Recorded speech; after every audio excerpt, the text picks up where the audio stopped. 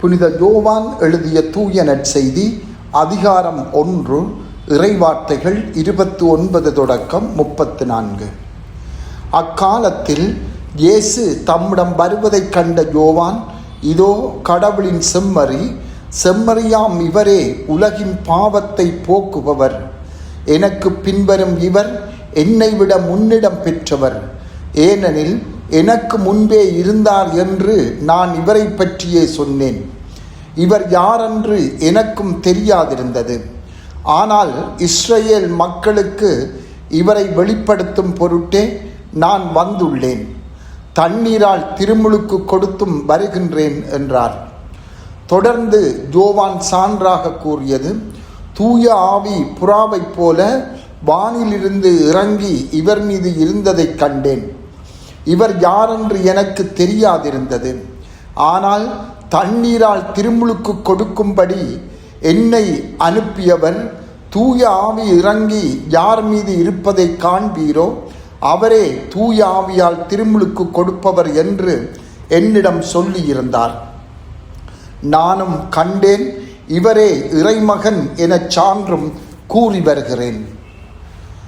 சிந்தனை: யோவான் எருசலேமுக்கு அருகிலுள்ள யூதேய மலைநாட்டில் வளர்ந்தாலும், இயேசு நசரேத்தில் வளர்ந்தாலும், இவர்களின் குடும்பங்கள் ஒருவரை ஒருவர் சந்தித்து வந்திருக்கலாம்.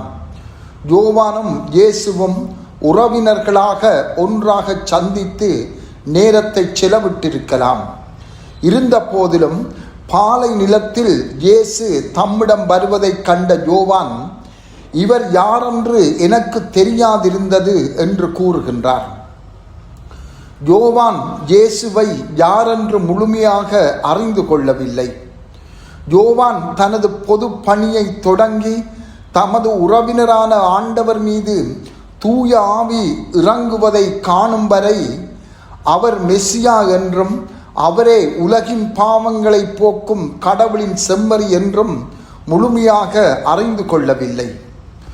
தூய ஆவியார் இயேசுவின் மீது தனித்துவமான முறையில் இறங்கினாலும், இயேசு மூவொரு இறைவனின் இரண்டாம் ஆளாக இருந்தாலும், யோவானின் அனுபவம் இயேசுவின் தொடர்ச்சியான வருகைக்காக காத்திருக்கின்ற எங்களுக்கு விழிப்புடன் இருப்பதற்கான ஓர் அழைப்பை தருகின்றது.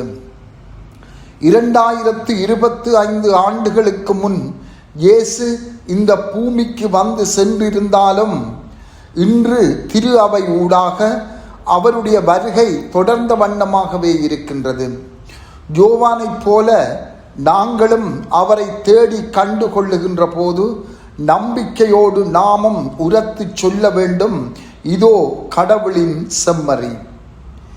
மிகவும் சிறந்த முறையில் ஆண்டவர் எம்மிடம் வருவது திருப்பலியில் ஆகும். அனைவரும் பார்க்கக்கூடிய வகையில் குரு ஆண்டவர் மறைந்திருக்கின்ற நற்கருணையை உயர்த்தி காட்டி யோவானின் வார்த்தைகளை மீண்டும் கூறுவார். மேலும் தூய ஆவியார் இறங்கி வந்து தம்மை வெளிப்படுத்தும் போது நம் ஆண்டவர் நம்மிடம் வருகிறார். இது மறையுரைகளிலும் தியானங்களிலும் திரு அவையின் படிப்பினைகளிலும் அவரவரின் இரக்கச் செயல்களிலும் தனிநபர் செயல்களிலும் இன்னும் பல வழிகளிலும் இடம்பெற்று வருகிறது.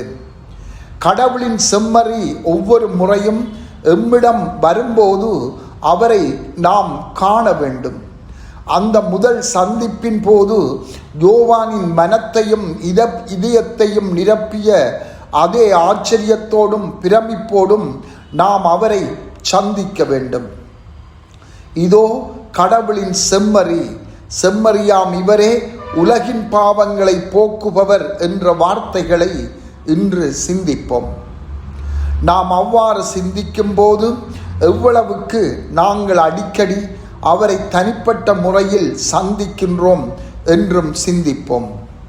எங்களுடைய அன்றாட செபங்களில், திரு அவையின் வாழ்வில், கிறிஸ்தவர்களின் வாழ்வில் நாம் அவரை சந்திக்கின்றோமா?